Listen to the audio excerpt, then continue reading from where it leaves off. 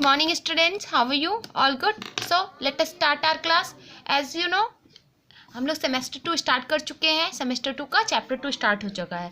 Last class में हमने कुछ वर्क किया था. चैप्टर 2 का कुछ पोर्शन रीड किया था, but some was remaining. So let's complete that remaining chapter. Okay, so take out your EVS science book, semester 2 science book, and open the chapter 2, that is air. जैसे कि आप लोग जानते हैं, लास्ट क्लास में हमने चैप्टर 2 में कुछ पॉइंट्स पे हमने डिस्कस किया था. वो थे air around us, composition of air and oxygen, और एयर हैज़ वेट. सो अब ये जो 3 टॉपिक थे वो हमने लास्ट क्लास में कंप्लीट कर लिया था. अब ये जो बाकी के रिमेनिंग 3 टॉपिक्स हैं उसे अभी कंप्लीट करेंगे. ओके, सो इन टॉपिक्स में हमने क्या देखा था कि हमारे आसपास किस टाइप की एयर होती है, एयर क्या है और वो कितने टाइप की एयर्स होती है, उनके में कितने परसेंट कौन सी गैस. जैसे कि हम जानते हैं एयर क्या है, मिक्सचर ऑफ गैस है ना. कई तरह की गैसेस से मिलकर कई तरह की गैसेस का मिक्सचर होता है एयर. तो जो एयर होता है उसमें कौन कौन सी गैसेस होती है ये भी हमने लास्ट क्लास में जाना है ना. कितने परसेंट होती है वो भी हमने जाना. और उसके बाद हमने क्या जाना कि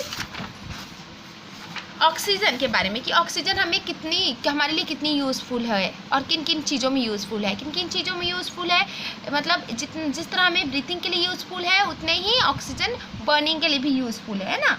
और हमने देखा था does air have weight. Yes, हवा में वज़न भी होता है, वेट भी होता है, वो भी हमने पढ़ा था.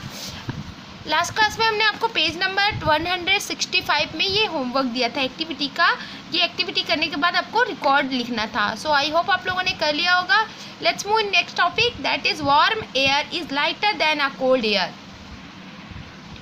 तो अभी क्या है, warm air is lighter than cold air, मतलब जो गर्म हवा है वो हल्की होती है वेट में. जैसे कि हमने जाना, अभी क्या जाने, ये जो बलून वाला एक्टिविटी करके हमने जाना कि जो एयर होती है उस पर वेट होता है. हमने क्या किया था, एक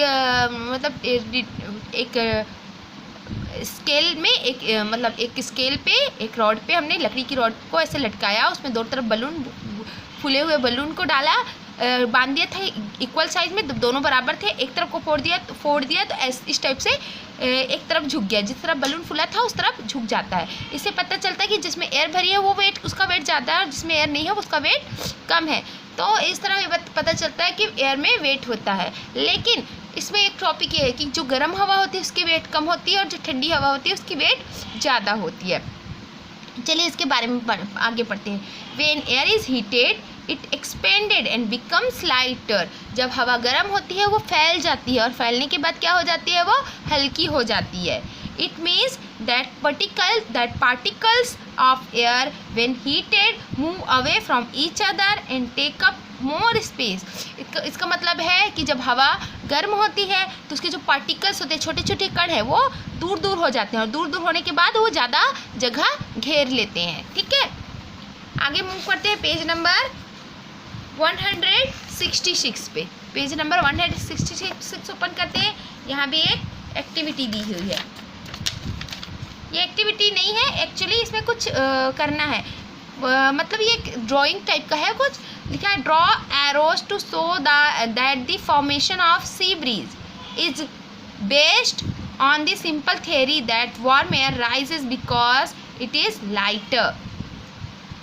मतलब इसमें क्या बता रहा है कि इसमें बता रहा है कि बोला जा रहा है कि जो एरो का निशान लगा कर सी ब्रीज बनाई है. सी ब्रीज क्या होता है, समुद्र पे जो पुल बनाते हैं वो ब्रिज नहीं होता. सी ब्रीज मतलब जब हम बीच पे जाते हैं तो ठंडी ठंडी हवाएं आती है ना, बहुत ही अच्छा माहौल लगता है. वो ऐसा क्यों होता है, एक्चुअली वो सी ब्रीज बनता है इसकी वजह से. सी ब्रीज है क्या होता है, जब देखिए जो पानी के पास, जो पानी जहाँ सी होता है, समुद्र होता है, वहाँ के आसपास की जो हवा होती है, एयर होती है, वो ज़्यादा ठंडी होती है क्योंकि वहाँ पास पानी होता है. और उसके साइड वाली जो हवा होती है वो उससे थोड़ी कम ठंडी होती है क्योंकि वहाँ पास पानी नहीं होता. पानी की वजह से पानी की ऊपर सरफेस पे जो हवा होती है वो थोड़ा ठंडी ज़्यादा होती है. मतलब ये कह सकते हैं कि सूरज की गर्मी की वजह से जो पानी के बाहर जो समुद्र के किनारे वाली जो हवा है वो जल्दी गर्म होती है कंपेरिजन दैन सरफेस, जो सरफेस पे होती है, पानी के सरफेस के ऊपर वाली हवा होती है। यानी कि यहाँ पर जो हवा होगी वो बाद में गर्म होगी, पहले इधर की हवा गर्म होती है, जल्दी ये गर्म होगी, उसके बाद ये गर्म होगी। तो जब ये ज़्यादा गर्म हो जाती है तो ये क्या होती है, इधर की हवा ऊपर उठने लगती है, और ऊपर उठने लगती है तो ये जगह खाली हो जाती है, तो यहाँ की हवा इस तरफ आने लगती है। इस तरह से ठंडी ठंडी हवाएं चलने लगती हैं, और इस तरह से क्या बनता है, सी ब्रीज बनता है। और सी ब्रीज की वजह से वहाँ का जो बीच का जो हवा, जो मौसम होता है, एटमॉस्फेयर जो होते हैं ना, वेदर एकदम स्मूथ होता है, बहुत ही मतलब ठंडक भरा होता है। तो आप लोग देख सकते हैं। तो उसको हम एरो से कैसे बनाएंगे, ये देखिए, उसकी वजह से एयर क्या होगा, यहाँ का एयर ऊपर की तरफ उठेगा, लाइक दिस। ऐसे हम बता देंगे कि ये एयर ऊपर की तरफ उड़ गया। फिर यहाँ की जो हवाएं हैं वो इधर आ जाएंगी। इस तरह क्या बन रहा, सी ब्रीज बन रहा है ना। फिर ये गर्म हवा इधर आएगी, फिर यहाँ से ठंडी हवा होते हुए फिर वापस आएगी। इस तरह ये जो बन रहा है ये एक सी ब्रीज है। चलिए यहाँ पास एक फैसिनेटिंग फैक्ट दिया हुआ है, जानने लायक बात। हॉट एयर बलून्स, आपने उड़ते हुए गुब्बारे तो देखे होंगे ना, गर्म हवा भरा हुआ, हवा में उड़ता हुआ गुब्बारा, उसे कहते हैं हॉट एयर बलून। उसके बारे में लिखा है, a hot air balloon is a large cloth और plastic bag open at the bottom. Hot air balloon क्या है, एक कपड़े या फिर बड़े से कपड़े या फिर बड़े से प्लास्टिक का बना हुआ बैग होता है, जिसका मुंह जो होता है नीचे की तरफ होता है ना। The balloon is filled with hot air, उसको किससे भरा जाता है, गर्म हवा से भरा जाता है। As hot air is lighter than balloon rises, जैसा कि हम जानते हैं कि गर्म हवा क्या होती है, हल्की होती, तो इससे बलून क्या होता है, ऊपर की तरफ उड़ता है। आपने कभी कभी देखा हो बलून आसमान में उड़ता हुआ, है ना।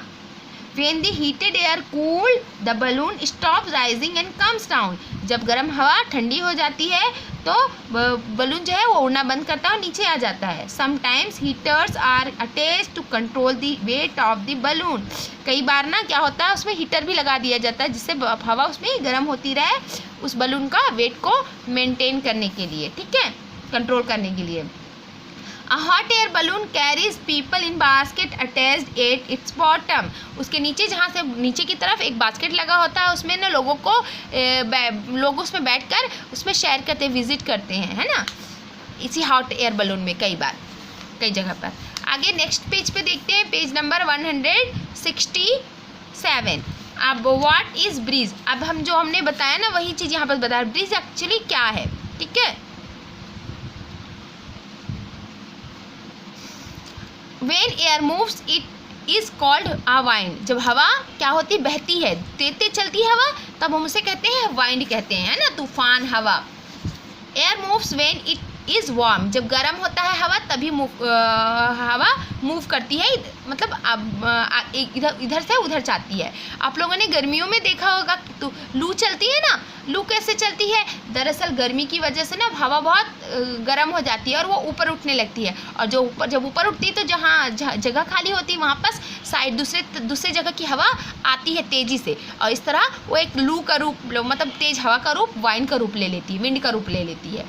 As warm air is lighter, it rises up. जैसा कि हम जानते हैं गर्म हवा हल्की होती है और ऊपर उठती है। Cooler air then rushes in the take its place, causing a breeze. और ठंडी हवा उसकी जगह लेने के लिए जल्दी वहाँ पर उस स्पेस में भरती है जल्दी, और इस तरह से ब्रीज बन जाता है।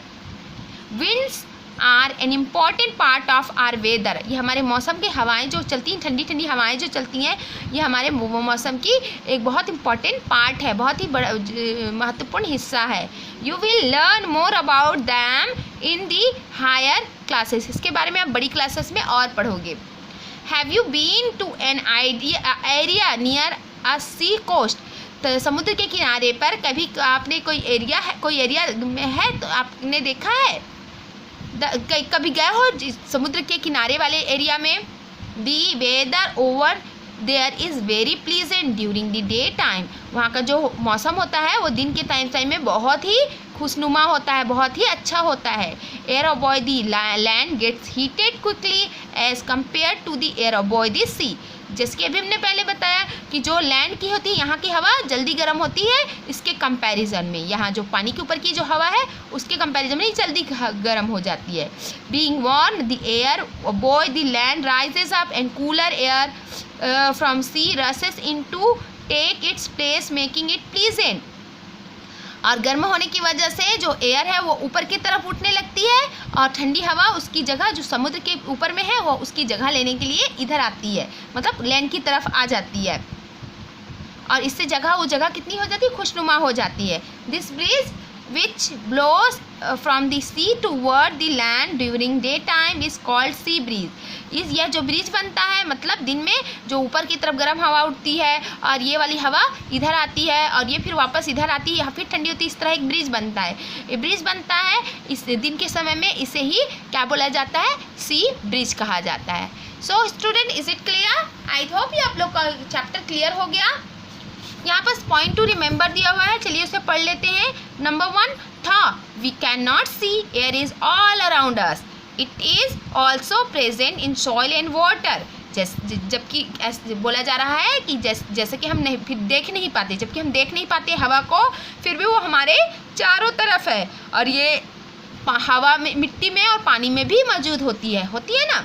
Number 2, air is mixture of gases mainly oxygen and nitrogen along with traces of hydrogen, carbon dioxide, helium, water vapor etc. Air है क्या, हवा क्या है, मिक्सचर है, गैसों का मिक्सचर है जिसमें ज़्यादातर ऑक्सीजन और नाइट्रोजन होता है. उसके अलावा क्या क्या होते हैं, हाइड्रोजन होता है, कार्बन डाइऑक्साइड, हीलियम गैस होती है और वाटर के पानी के भाप होते हैं. ये सारी और भी बहुत सारी गैसेस होती है का मिक्सचर होता है. Number 3, oxygen is necessary for breathing as well as burning. Oxygen केवल की आवश्यकता सांस लेने के लिए जितनी ज़रूरी होती है उतनी ही कोई चीज़ जलने के लिए भी ज़रूरी होती है. एयर हैज़ वेट, हवा में वजन होता है. Warm air is lighter than cold air, गर्म हवा ठंडी हवा से हल्की होती है. Therefore, when warm air rises, cold air comes to causing breeze. इसलिए जब गर्म हवा ऊपर उठती है तो ठंडी हवा उस जगह को लेकर एक ब्रीज बनाती है. सो ये थे पॉइंट टू रिमेंबर जो बहुत इंपॉर्टेंट है. अब इसे अपने नोटबुक में नोट डाउन भी करेंगे. Okay, and this will be your homework. ये चैप्टर पढ़ेंगे वो क्लास वर्क होगा and this will be your homework of 1 मार्च. ठीक है. So student, do it in your notebook and we'll do exercise in our next class. So let's meet in our next class. So till then, stay safe, stay blessed and be careful and keep doing and sending your classwork and homework. Have a nice day.